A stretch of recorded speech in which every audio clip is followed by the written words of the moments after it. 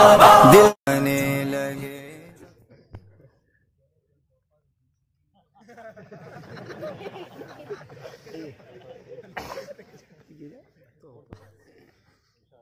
انشاءاللہ ضرور عمل کریں گے آپ کی بات پر. سفید جبہ ہماری طرف سے انشاءاللہ.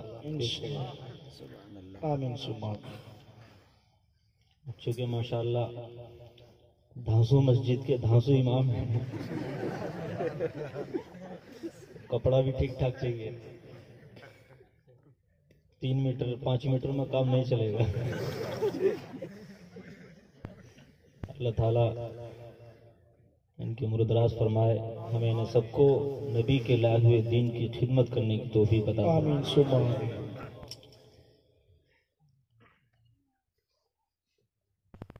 بسم اللہ الرحمن الرحیم. نحمده ونصلي ونسلم على رسوله الكريم، والصلاة والسلام على سيد الأنبياء والمرسلين، وعلى آله وأصحابه وأهل بيته أجمعين. أما بعد، أعوذ بالله من الشيطان الرجيم. بسم الله الرحمن الرحيم. لقد جاءكم رسول من أنفسكم عزيز. صدق الله مولانا العظيم، وصدق رسوله النبي الأمين الكريم، ونحن على ذلك لمن الشاهدين والشاكرين، والحمد لله رب العالمين. درود شریف پڑھ لیجیے.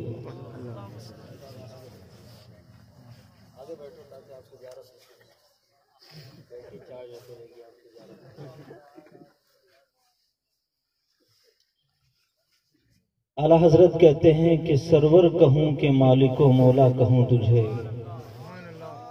سرور کہوں کہ مالک و مولا کہوں تجھے، باغ خلیل کا گلے زیبا کہوں تجھے. سبحان اللہ. اور تیرے تو وصف عیب تناہی سے ہیں بری، حیران ہوں میرے شاہ میں کیا کیا کہوں تجھے. لیکن رضا نے ختم سخن اس پہ کر دیا، خالق کا بندہ خلق کا آقا کہوں تجھے.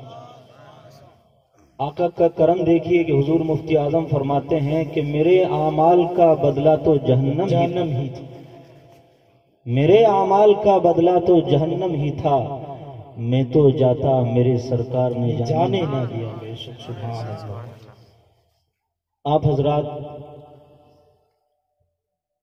بہت ہی زیادہ مبارک بات کے دھنی ہیں کہ آپ کسی لیڈر، کسی بادشاہ، کسی سلطنت کے مالک، کسی سردار کی محفل میں نہیں بیٹھے بلکہ مالک مختار کی محفل میں بیٹھے. سبحان اللہ. اس محفل کے بارے میں ابو بکر صدیق رضی اللہ تعالیٰ عنہ فرماتے ہیں کہ جس نے نبی کی میلاد میں 1 درہم خرچ کیا اس کو میں اپنے ساتھ جنت میں لے کر کے جاؤں. سبحان اللہ سبحان اللہ. علامہ جوزی وہ فرماتے ہیں کہ جو بندہ اپنے گھر میں یا گھر کے باہر جہاں بھی نبی کی محفل مناتا ہے 1 سال تک اللہ تعالیٰ کے حفظ و امان میں رہتا ہے. سبحان اللہ. صحیح ہے صاحب.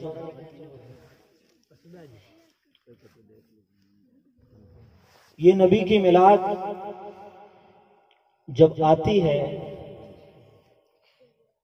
یہ شامیانے دیکھ کر کے، جھنڈے دیکھ کر کے، گھروں کی گلیوں کی سجاوٹ دیکھ کر کے دل یہ کہتا ہے کہ فرشتے بھی کہتے ہوں گے یا اللہ تو ہمیں فرشتہ نہ بنا تھا بلکہ نبی کا امتی بنا دیتا، تاکہ ہم بھی اپنے مکانوں پر جھنڈا لگا کر کے نبی کو میلاد سجائیں.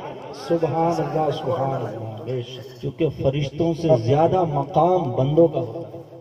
جو نیک بندے ہوتے ہیں ان کا مقام فرشتوں سے بھی زیادہ ہوتا ہے.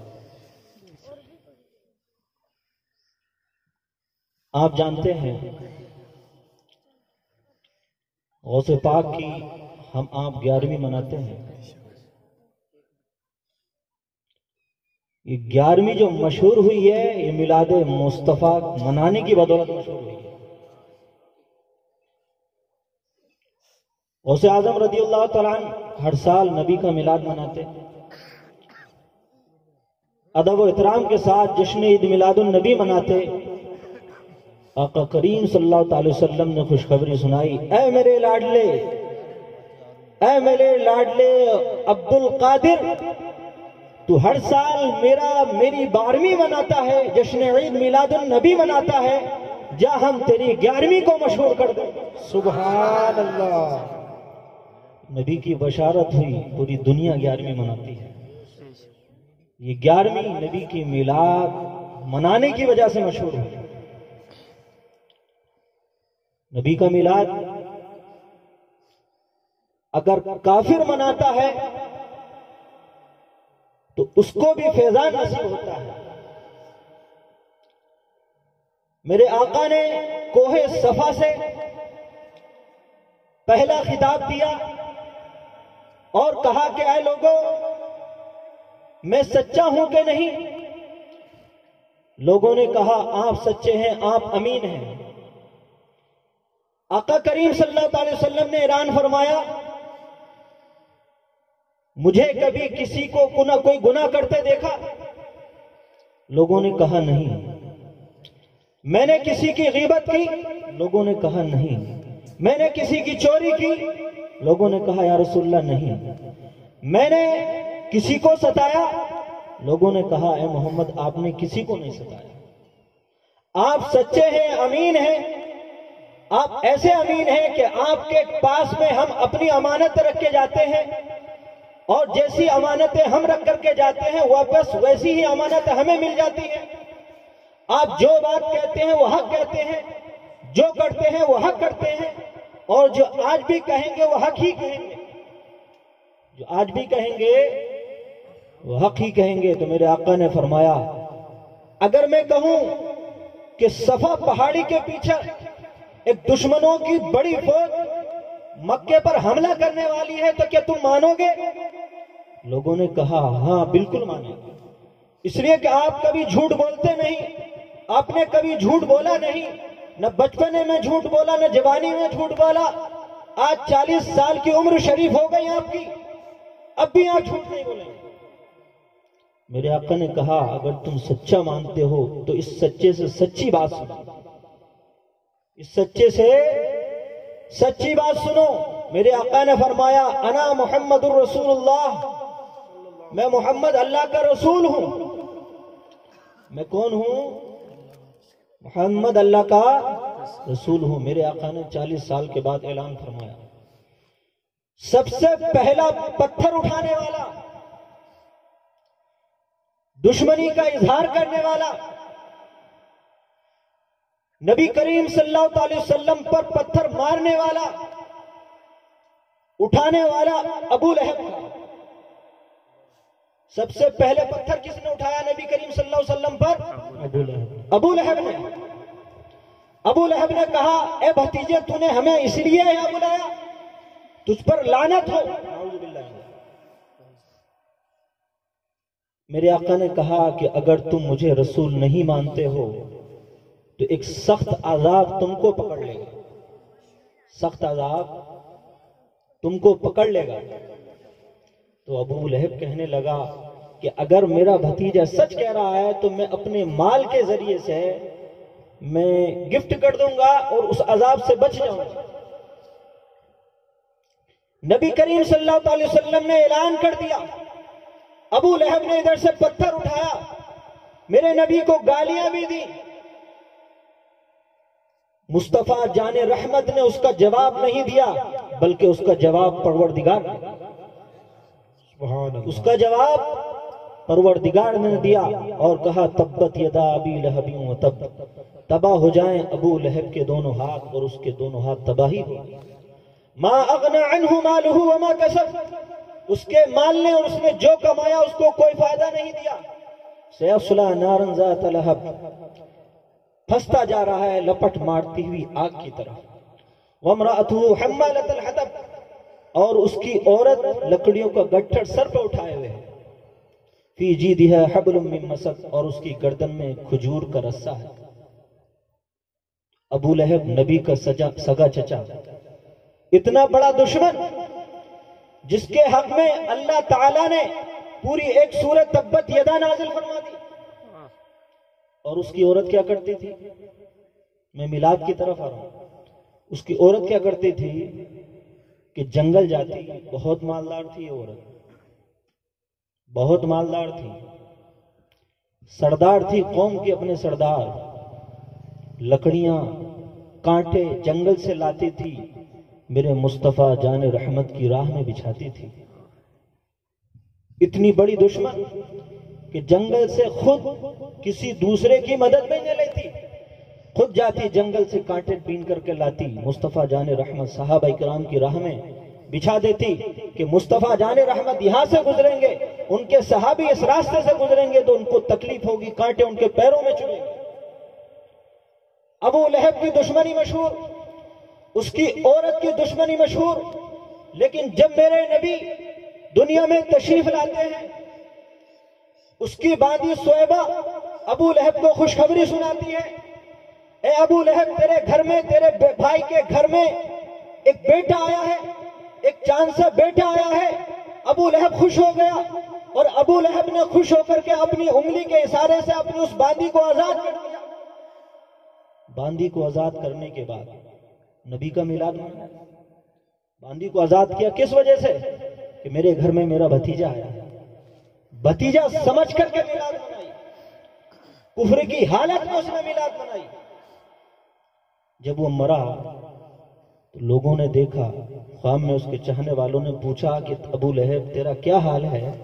تو وہ کہنے لگا کہ آگ میں ہوں، جہنم کی آگ میں ہوں. لیکن جب پیر کا دن آتا ہے، جب پیر کا مبارک دن آتا ہے، تو چونکہ نبی کریم صلی اللہ علیہ وسلم پیر کے دن آئے تھے، جب پیر کا دن آتا ہے میں نے خوشی میں اپنے بھتیجے کے ابو سویبہ کو آزاد کیا تھا، نبی کی میلاد منائی تھی. اس میلاد منانے کی وجہ سے پیر کے دن میرے عذاب میں کمی ہو جاتی ہے اور مجھے پانی پینے کو مل جاتا ہے.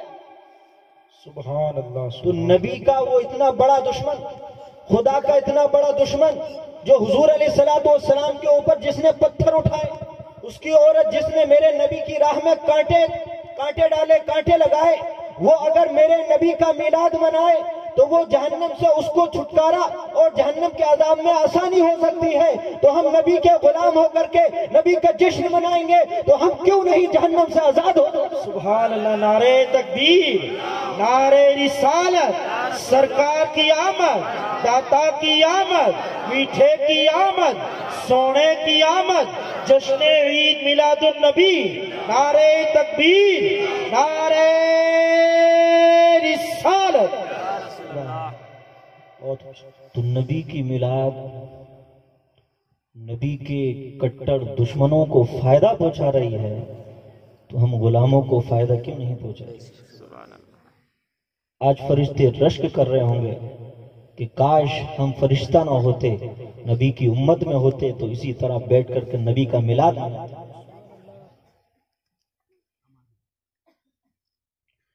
نبی کا مقام و مرتبہ.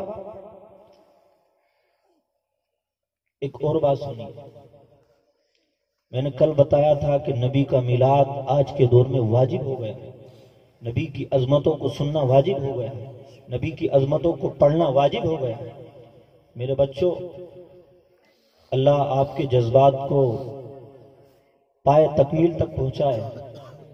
اگر آپ سچے نبی کے غلام بننا چاہتے ہیں تو پہلے نبی کی تعلیم کو پڑھیے،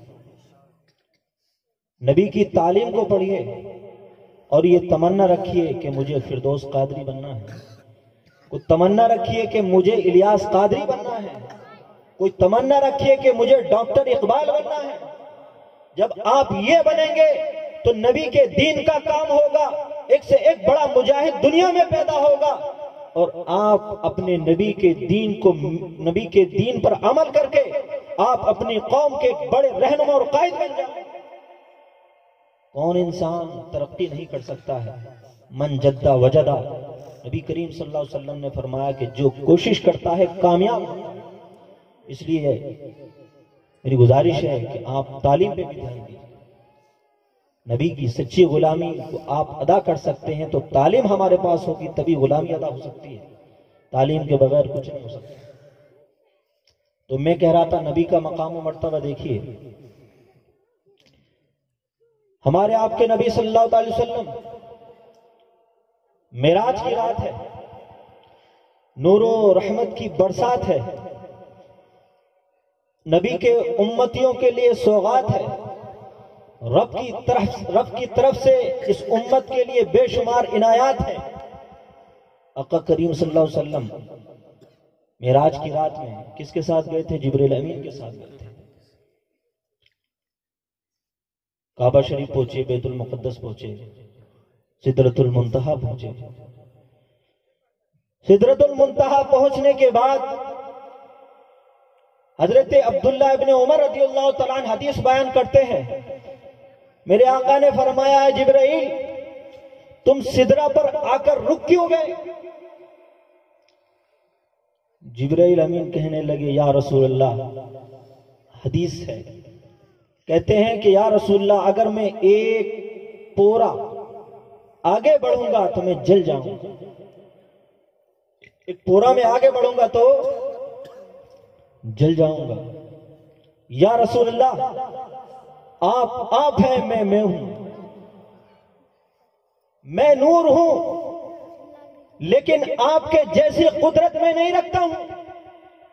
اللہ نے جو قدرت اور طاقت آپ کو دی ہے، جس نور سے رب نے آپ کو پیدا کیا ہے، میں اس نور سے پیدا نہیں ہوں۔ یا رسول اللہ آپ کا نور پاورفل ہے، آپ سدرۃ المنتہا سے آگے جا سکتے ہیں۔